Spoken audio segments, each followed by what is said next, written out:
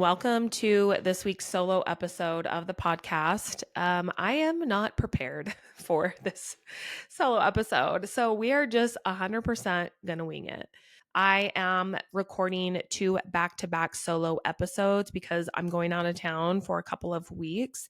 And during the time I'm going to be out of town, I need to have two solo episodes come out. Or I think the way it works out is that I need this. Yeah, the second solo episode is like the day I get back. And I don't have any other episodes in the bank.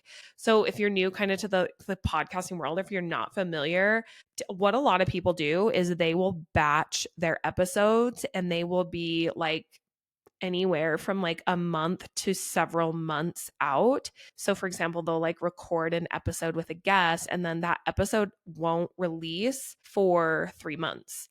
So I was on top of it. I kind of did I prepared while I was transitioning out of my corporate job. I had a bunch of episodes pre-recorded so that I could adjust into my small business and things like that. Now, those episodes are basically gone. So I need to start doing some outreach to new guests. Anyway, all that to say is I'm recording two back-to-back episodes today and I don't have an outline. I like to be a little bit more prepared for these episodes. I also woke up this morning with a little tickle in my throat and I kind of feel like my head is in the clouds, like I'm getting sick. It's like that pre-sickness. So that's not great. So I might take some breaks throughout talking to take a drink of water because I feel like I have a lot of phlegm in my throat. I thought today's episode, we could talk about my birth experience in detail. So I have never gone into full detail on my birth experience. I have shared what my postpartum experience was like, but I haven't talked about my actual birthing experience. And as I have shared with this, my birthing experience privately with more people outside of Utah, there's like a couple of things that have come up where I'm like, that's not like, I don't feel like my birthing experience was really normal now. So I'm going to share my birth story and specifically with my first daughter. They were pretty similar on both, actually like very similar on both. But yeah, so I just thought I would share that. And then also want to talk about the difference going from 1 to 2 kids if I have time. If I don't have time, I will do that on the next episode because the next episode, I don't know the cadence in which I'm going to record them. Okay, it doesn't matter. So let's get into my birth story with my oldest daughter. So my oldest daughter was born, I think it was like 10 or 11 days early. Both of my girls were born early because my water broke early on both of them. So my first daughter, what had happened is I woke up in the morning and I got out of bed. And you know, when you're kind of at the end of your pregnancy where you just kind of pee a little, like all the time, like you will literally just barely move and you'll pee. So it was like that, but there was a little more this time when I got out of bed and I thought, oh, that was like a little more, like I peed a little bit. And anyway, didn't really think anything of it. I actually conveniently had a doctor's appointment that morning. So basically went straight to the hospital. And when I was getting my exam, I had mentioned to my doctor that, hey, like, I peed a little bit more this morning. Like, I don't, it wasn't like a big gush. There like wasn't anything. Anyway, he tested and my water had partially broken. So that means I was going to be admitted into the hospital and induced that day. Apparently, if you don't get induced after your water breaks, and you can get an infection and it can cause some complications with the pregnancy. So we were really excited. This was our first baby. My husband, he came down was he? I think he was at the hospital with me. I think he did go to the hospital with me for that appointment. Anyway, we're admitted into the hospital. They give me Pitocin. My labor was really short. From the time that I was admitted into the hospital, I think it was at like 10 a.m. My daughter was born at like 8:02 p.m. So really, it was only like 10 hours. And they gave me the Pitocin to induce labor. I did. Part of my plan was always to get an epidural. So I don't know at what point when the contractions became unbearable, I was like, okay, let's get the epidural now. The epidural was fine. It didn't even really hurt from what I remember. I just remember it feeling kind of weird. Like if you've had that, it just feels weird in your spine. Didn't hurt or anything like that. But this is like what I wanted to talk about in this episode. And like my birth experience is like, it's like not that interesting. It's kind of boring. But as I have shared with more people that live outside of Utah, my birth experience, apparently, like whenever people say like they push, like I pushed for 3 hours or I pushed for 45 minutes or anything like that, I'm like, you did? Like I only pushed, I mean, I wasn't looking at my watch, but it really wasn't that long. It was like from the time that I felt like I needed to bear down, you know, that feeling that you get where you're like, I want my body is just starting to push without me trying to push. From that moment, and when I was dilated to like an 8 or 9 and the baby was coming, they called in the doctor and I only pushed a few times and then I can't remember what they call it. Episiotomy? Is it an epidiotomy? I know I'm saying that wrong. Is that what it is? When they cut you because you can't get the baby out. They cut me like pretty soon. And like I feel like I was only pushing like I only pushed like 5 or 6 times. And then they were like, we're gonna cut her. And maybe they asked me, it's all kind of a blur. They probably did. I'm not saying they did anything wrong. But from my conversations with other people, that's not really normal. Like they usually give women, from my understanding, more opportunities to push out naturally. Obviously, I'm not a doctor, so maybe there was a reason why they did that versus me just, you know, maybe risking ripping. But I just didn't really have that experience. And my second daughter, my water also broke early. I think it was like 13 days, 12 or 13 days, so almost exactly the same time frame as my first daughter. But that one was a very obvious gush. And so yeah, I went to the bathroom and it just like the water just like didn't stop. It's not like there was this huge mess in my house or anything, but it just wouldn't stop. And I kept trying to like contract, like do like my kegels, so, like hold it in, and it would not work. It was just like literally flowing out. Like there was nothing I could do to hold that in. So we went to the hospital and like it was so funny with my second because we took my daughter with us, and then my mom came and picked my daughter up from the car. And when I was walking into the hospital, like there was literally water just flowing down. Like it's like how much water is there in there? Like it was so much, and it just kept flowing. It just kept flowing down my legs. I was like crunched over and trying to like hold it in. And I told him when I got in the hospital, I was like, think I need a a wheelchair because I can't walk without water just going everywhere. And they're like, oh, we're used to it. This happens all the time. But with my second daughter, it was the same thing. Like, so I went in, got induced. They gave me Pitocin to induce labor.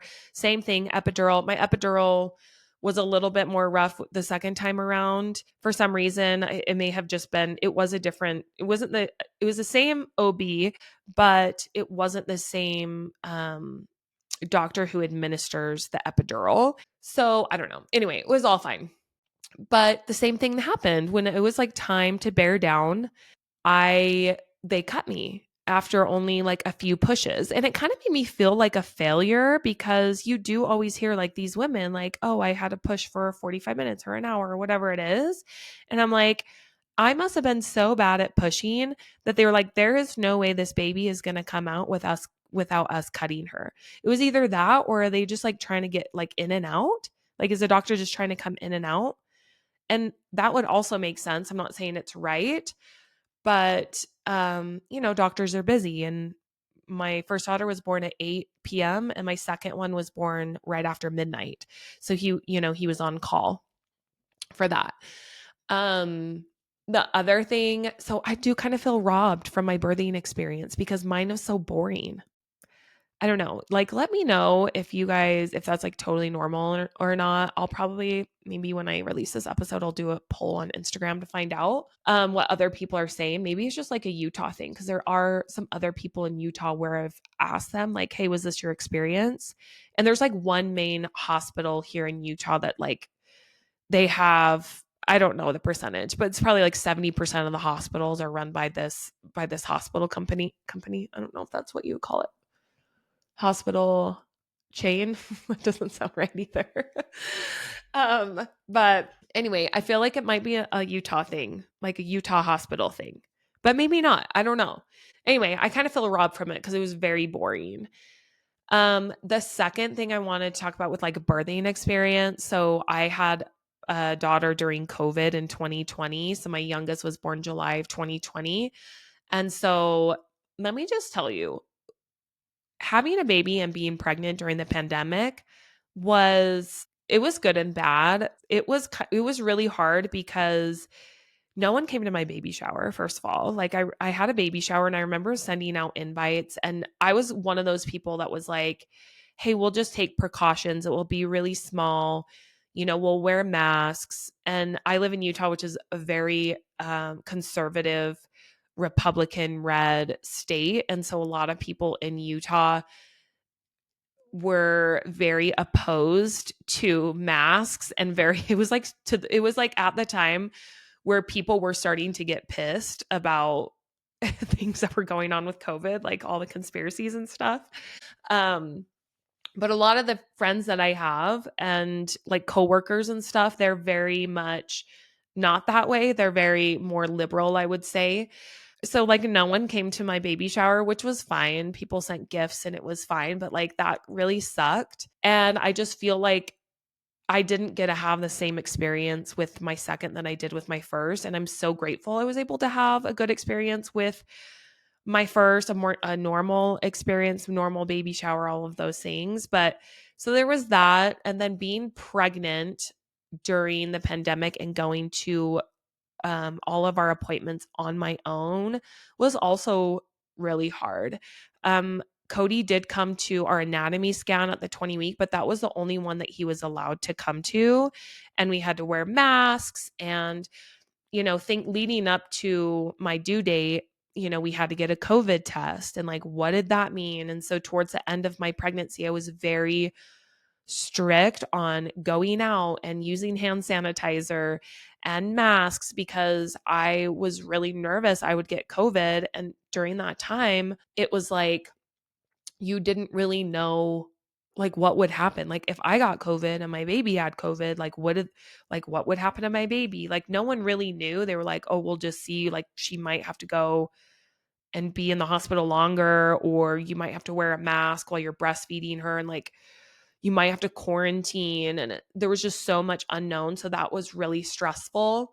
um and then so when my water broke with my second, we hadn't had our COVID test yet because we were going to do it, I think 2 or 3 days before I was going to be induced, because I was going to be induced. I had a scheduled date to go in and be induced unless I went into labor. And so we hadn't had our COVID test. So we got in, it was kind of disorganized, and Cody had to have one too. And if he was positive for COVID, he couldn't be in the hospital room with me. And you could only have one person in the hospital room with you. So that was really stressful. Luckily, it was so funny because like when we got to the hospital, they gave us a COVID test, both of us. So they didn't even get the results back until after the baby was born. But we were both negative.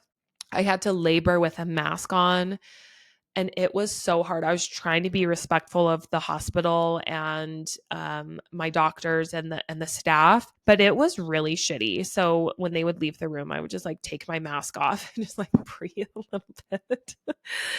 But that is so interesting to think about. The one thing I did enjoy about having a baby during the pandemic was that no one could come and visit me at the hospital or at my home. Like it was more acceptable for me at that time to say, "Hey, we don't want visitors for the first couple of weeks because of COVID. We don't want to expose our baby to COVID or potential sicknesses." And I feel like it's a very taboo thing to say, and it even did feel that way during the pandemic too, but it was like you had more of an excuse at that time where people couldn't really like argue with you about it. So that was nice because you got more privacy as a mom where you, I don't know, like when the first time around in the hospital after Harper was born, my oldest, I felt like I had to entertain people. Like everyone wanted to come to the hospital, everyone didn't want to see the baby and me. And I get that. And that is like amazing. And I would want the same thing. If my sister was having a baby, I would want to be at the hospital and see her. My gosh, there's so much more I could talk about on this episode, and now I'm like regretting that I didn't create an outline because I want to go back to like Harper's birth, where because I had my mom and my sister in the birthing room and we got it all on camera, and how amazing that was, and how I'm so sad I didn't get that with Daphne. Because Cody was helping me labor and he was just being like a support person, so we don't have a video of her being born, and that's one thing I'm really sad about. Before the pandemic happened, when I first got pregnant, this was late 2019, I got pregnant. I planned on hiring a photographer to come and do like those beautiful like birthing photos, and obviously we couldn't do that, so that was like really disappointing. Okay, anyway, what was I saying? Oh, yeah. So when you're having a baby during the pandemic, it was like you could say to people like, "Oh, because of COVID, there's no vaccines out, like we just want to be cautious. So no, you can't come over for this amount of time." And even like in Utah, like I said before, like most of my family is like conservative and didn't really, well, I feel like my family's like really pretty good, to be honest. Like it could be worse, but it did feel a little uncomfortable telling some people that hey, we don't want you to come over right away because we're worried about COVID. Like you did feel a little judged. um but nowadays, like outside of COVID, it almost feels like as a woman you can't tell people that they can't come over.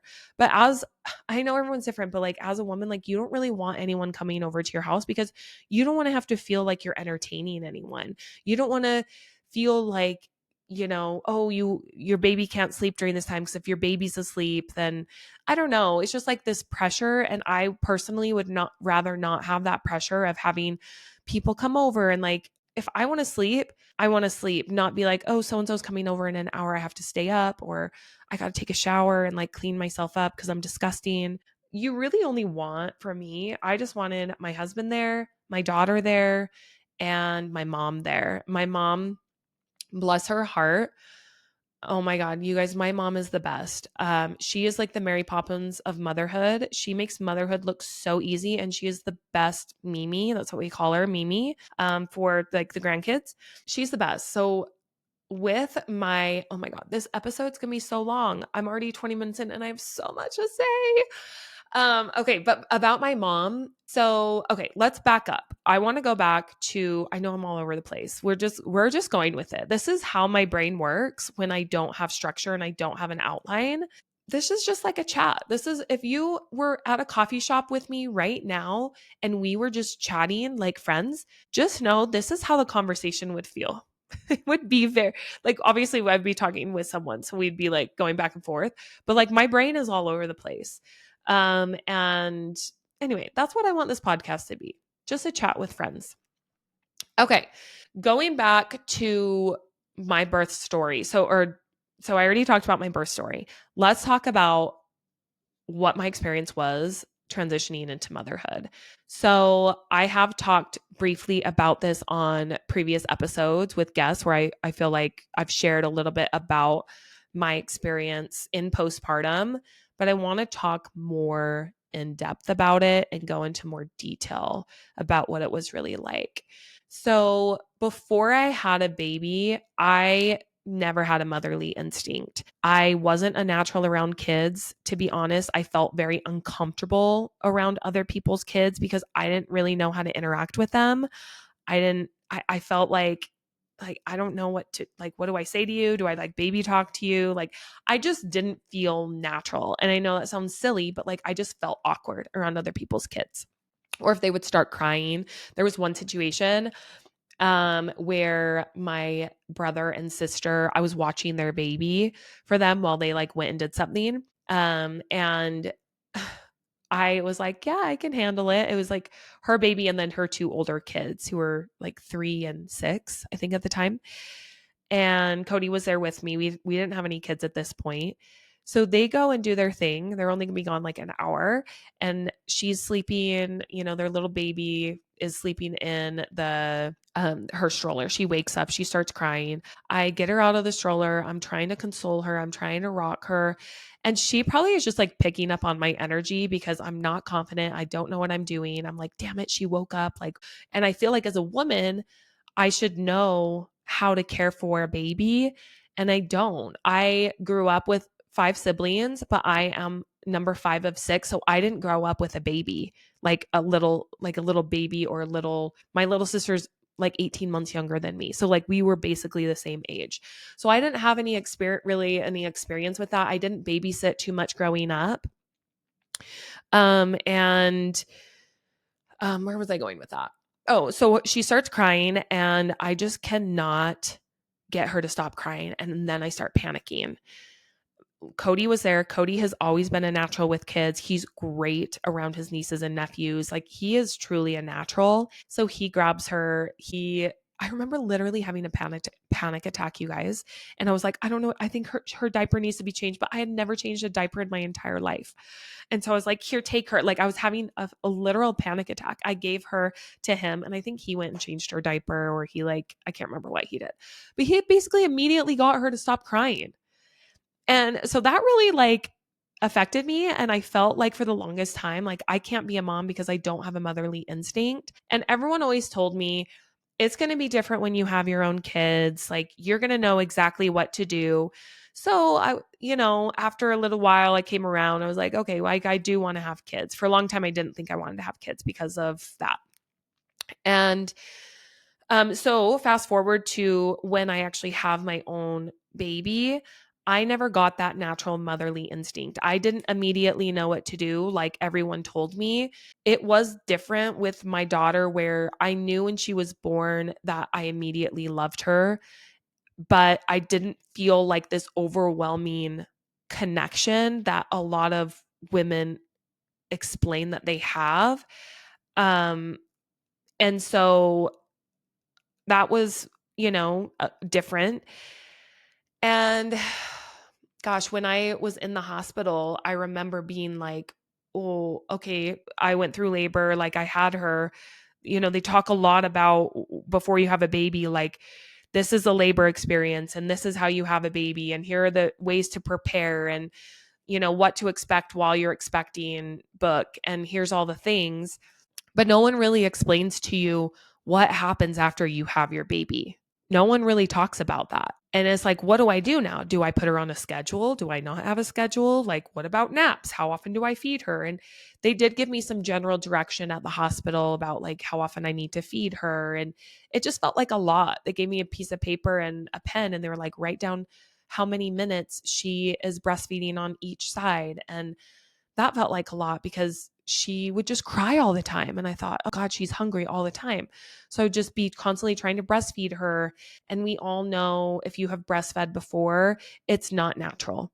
I'm just going to say it. Breastfeeding is not natural. It is not a natural feeling. I am convinced it does not come naturally to anyone. Even the people who have an easier breastfeeding experience, trust me, I had an easy breastfeeding experience with my second daughter, so I know what it's like having both. There is a difference. Everyone's experience, in my opinion, like, and from conversations I've had with other women, is like it's really hard at the very beginning. At the very least, it does hurt. It hurts until you get the latch right or whatever. But there are some kids who just will not breastfeed. And thank God that we have the technology for formula, because my daughter would have died had she been born, I don't know, whenever formula wasn't even made, like 100 years ago, whatever. I'm going to take a drink, by the way. I'm starting to like my throat. Okay. So I was trying to breastfeed her a lot in the hospital, and then my milk comes in, my boobs. I had so much milk, like the amount of milk that I produced, it was not an issue. It is an issue for a lot of women, but I mean, thank God it wasn't an issue for me. Well, thank God and then not thank God. Cause I remember thinking at that moment, like everyone talks about how they don't produce enough milk and how shitty it is. But what about the women who produce too much milk? Like I know it's like I should be grateful for that, but it really felt like a burden. Um, and we just really struggled with breastfeeding. And she would just cry all the time. And my nipples were bleeding and they were cracked, and I was trying to take care of them, and I was going to a lactation specialist to try to figure out the whole breastfeeding thing. In the meantime, my baby is crying constantly. Come to find out, she has colic. And for those who don't know what colic is, like it's still a little bit like unclear to me, because it seems like sometimes it can be related to stomach issues, and then also sometimes it seems like it's just like a comfort thing with the baby, or some babies just cry more. But my daughter literally cried all the time. There were times in the middle of the night where, excuse me, where she would be crying for 2 straight hours after I fed her, and she was getting more than enough breast milk while I was breastfeeding. By the way, I stopped breastfeeding around 3 weeks. I just could not anymore. Like, that's a whole other story. And maybe we'll just do a long episode because I'm almost at 30 minutes now. But yeah, we're just going to have a longer solo episode this week. But oh, what was I saying? Yeah. So breastfeeding. Yeah, so breastfeeding was really hard. I stopped at 3 weeks, and my daughter had colic and would just cry all the time.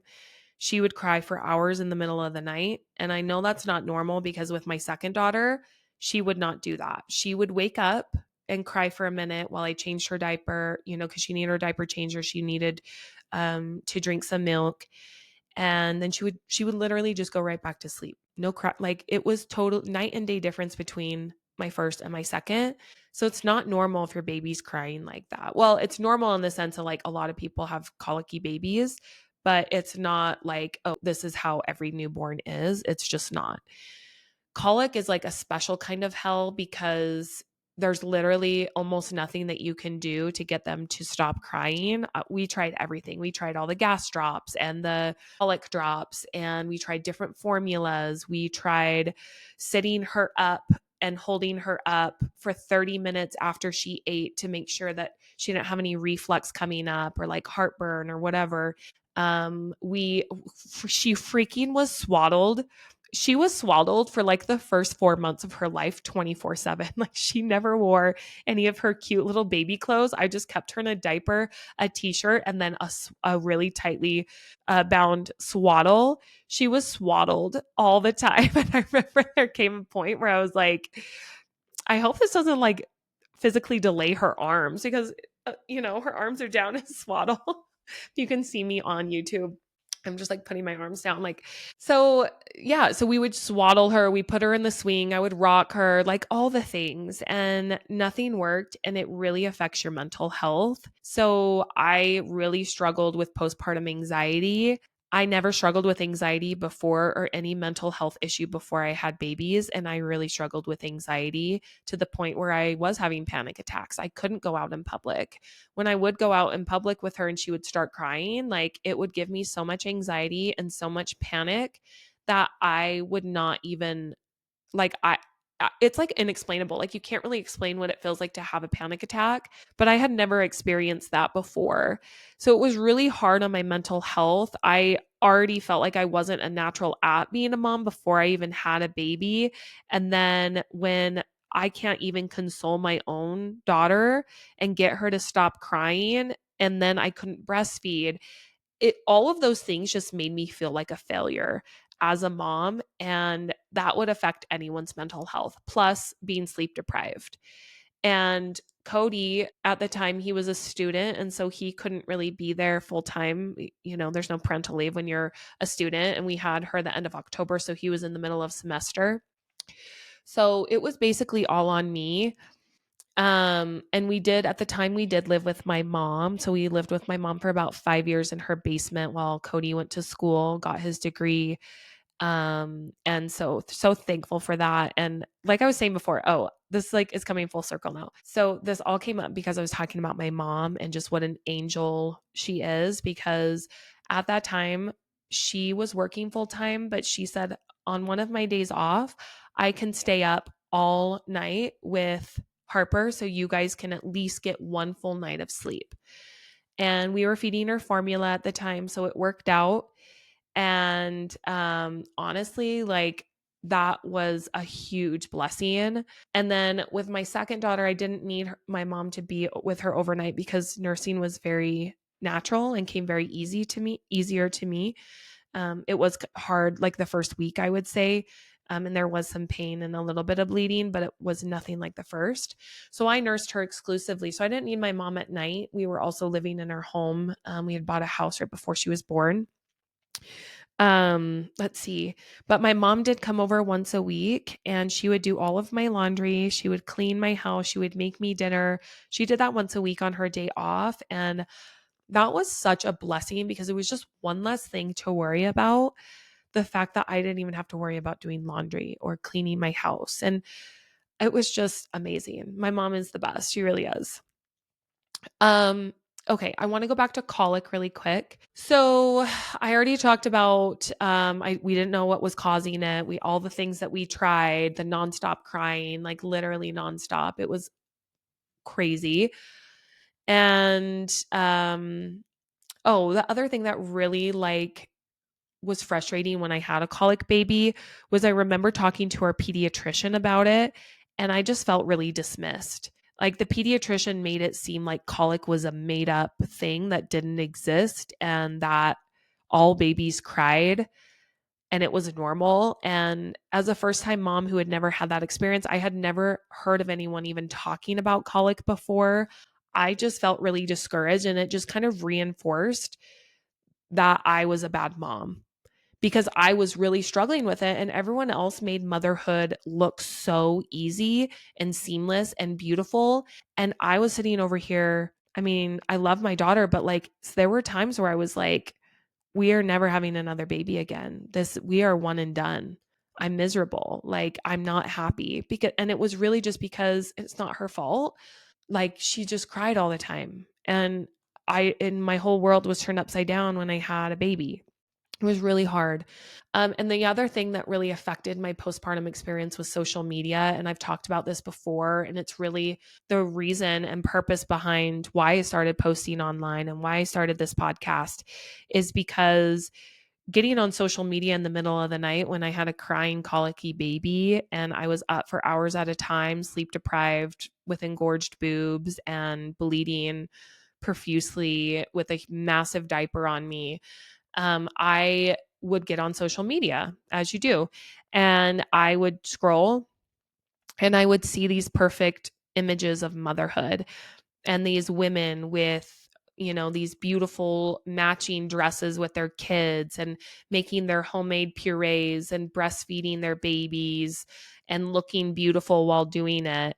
And I'm sitting over here wearing the same sweatpants and disgusting tank top that I've been wearing all week with my unwashed hair and my crying baby. And I can't even get her to stop crying. And I'm feeling frustrated. And my motherhood experience did not look like theirs. And that really also reinforced to me that I was a bad mom and I wasn't meant to be a mom and I made a mistake and I'm a failure. And you know, I just, and at the time, there wasn't this honest motherhood community like there is now, or if there was, it wasn't as big. So I really did feel extremely isolated and alone. And I was afraid to admit how I was feeling to anyone in my inner circle because I felt like I had to keep it all together and make it seem like I knew what I was doing. That kind of comes, after going through therapy and like working through some of this stuff. I know that's, ingrained in me from the way that I was raised is like giving this illusion of perfection. So I didn't feel comfortable really expressing, but there came a point where people around me, when I went back to work after my maternity leave, when my daughter was about 5 months 5 months old, there were people around me that were like, this isn't normal. Like, you're really struggling and like, you need to get help. And I'm so grateful for those people for doing that. It was my manager at the corporate where I worked.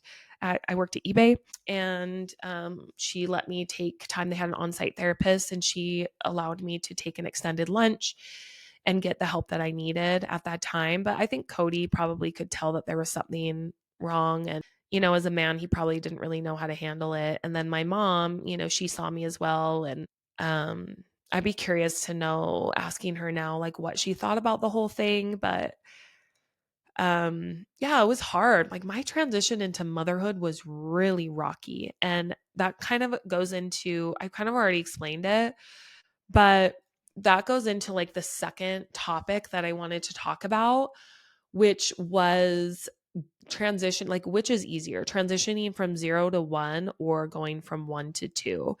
And I know that there are some people that said going from 1 to 2 was way harder for them.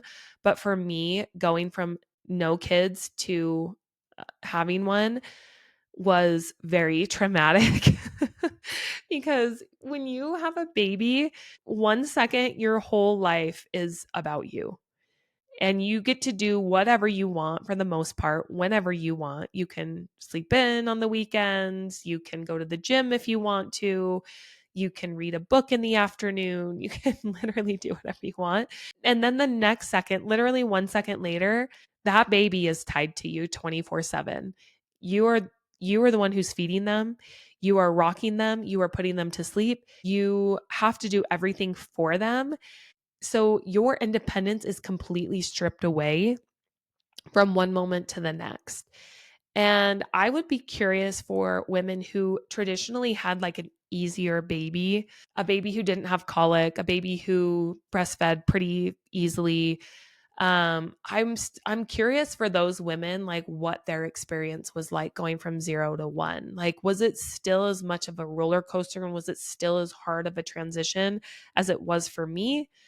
But I personally feel like with my second daughter, I knew what to expect. She was a surprise baby, by the way. We were not family planning, and we got pregnant with her unexpectedly. And I'm really glad it happened the way that it did, looking back, because of the pandemic. And had we not gotten pregnant when we did, we may have not tried to family plan the next year because of all the unknowns. So I'm glad it happened the way it did. But I was really, really nervous before I had my second daughter because I knew what my experience was with the first. But I did feel more confident going into motherhood with a new baby because my girls, first of all, they're almost 3 years apart. And Harper's language and communication developed very early. So she was very good at communicating. I could ask her and involve her. She wasn't really like a baby, and she wasn't a very needy baby. After her colic, she didn't even want me to rock her to sleep, which was like kind of heartbreaking for me. Even though I got a break. But so she was like more independent. So I think that tied with knowing what to expect. And also, I had been treated for postpartum anxiety. I had been on medication that was approved by my doctor for throughout my pregnancy. And so I think because I had more tools and I knew what to expect, and I had a daughter who was almost 3, who was more independent, transitioning into having a second baby was much easier for me. So I do feel like it's going to be different for everyone in what their experience is like going from 1 to 2, because yeah, it just depends. Like, if I had more needy 1 year, like if I had a third baby, because Daphne is very much attached to me, and she's almost 4. She wants me to hold her all the time. She wants to still sit on my lap when she eats. Like, she is very much like, I think her love language must be physical touch, because she just wants to be on me all the time. Harper was not like that. So if I had a baby now that was all over me, and she, like, I feel like she would get jealous. And so I feel like it would be a little bit harder. So I do feel like it kind of just depends on your baby's personality, your personality. But I'm kind of curious, like, what most people's experience is, like which transition they think is harder. Let's see, if is there anything else I want to say about that. I do still feel like I rushed through a lot of my experience, I feel like I had a lot more to say in postpartum than I did my actual birth experience. Everyone talks about like their birth story and posting on social media. This is my birth story. And my birth story is not that interesting. What's more interesting is my postpartum experience. Okay, well, that wraps it up for this week's solo episode of the podcast. I hope you enjoyed, and we will talk next week.